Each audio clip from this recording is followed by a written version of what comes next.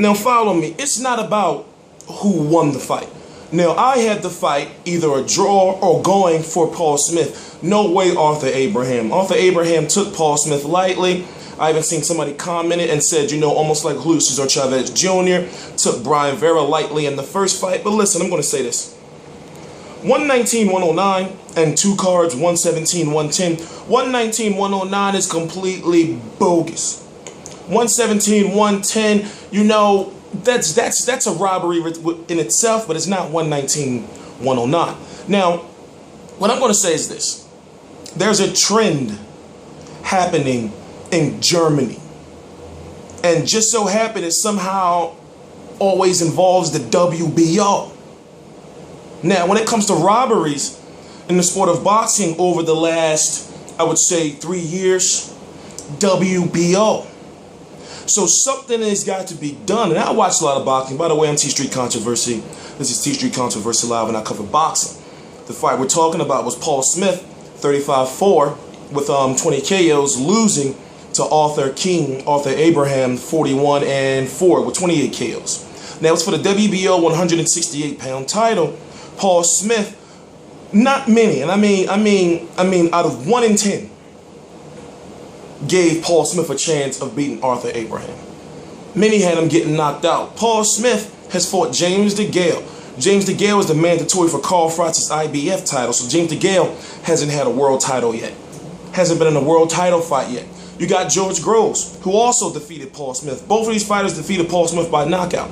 George Groves, James DeGale. You got George Groves, who has 2 fights against Carl Froch, one in Wembley Stadium, and then you have Paul Smith, who goes over to Germany and gives the best performance of his career and one of the most, heartfelt performances of his career. Because I'm watching this shit and I'm like, yes, go Paul Smith, or the brother Smith. Shout out to Caleb too.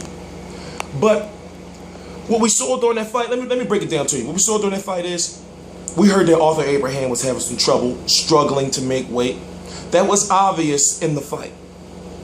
So when you think about the swing rounds, and if judges use 10-10 rounds, you saw a lot of rounds that Arthur Abraham was stealing. Now, it took some time for Paul Smith to get adjusted, but I'm saying from round 6 and on, Paul Smith was taking over, if not winning, majority of those rounds. So like I said, me personally, I had to fight a draw, or either 1 point for Paul Smith, and it's because of that 11th and 12th round. I got to watch the fight again. But if you look at that, there's a large amount of fans that had Arthur Abraham winning. You say, okay, but that's not the issue.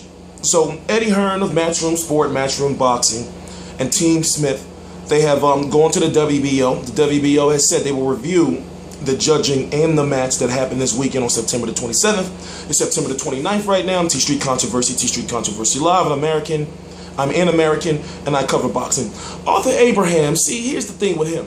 Arthur Abraham is good, he's powerful, and he's not known for being a fighter who gasses out. He's known as a fighter who gets stronger as the fight goes on. Now, him personally, even his promoter, and I forgot that dude, that German who speak that good English. I forgot, Soderlund Promotions, the guy. I forgot his name, but long story short, Arthur Abraham wants another fight with Robert Stieglitz. Now, they already had 2 fights. Arthur Abraham took his first knockout against Stieglitz, but now that's a big money fight in Germany. Now, when we go back to the Felix Sturm, Matthew Macklin, and then there's some other fights that happen in Germany, it's just like, it makes me question how accessible are these judges, and that's just me using my common sense. And I've been asking this question like, well, what if you see a judge in a supermarket? You get me? What if you see a judge in a supermarket? I know it's only boxing, you can't sequester these people, but when it comes to the judging, I just don't like the fact that these judges haven't boxed before. Like when I had a problem with C.J. Ross, Dwayne Ford, and Jerry Roth. I know C.J. Ross had Rob Pacquiao. I forgot if it was Dwayne Ford or Jerry Roth, who was the other one. But when you think about this in boxing, you see a lot of off scorecards. Now we know in sports, it's called the home field advantage. Basketball, the home court advantage. the hometown and fan advantage being in Germany. But goddamn, those people wasn't German. I don't even think like one of those judges was German. Let me read the names to you. I got them right here.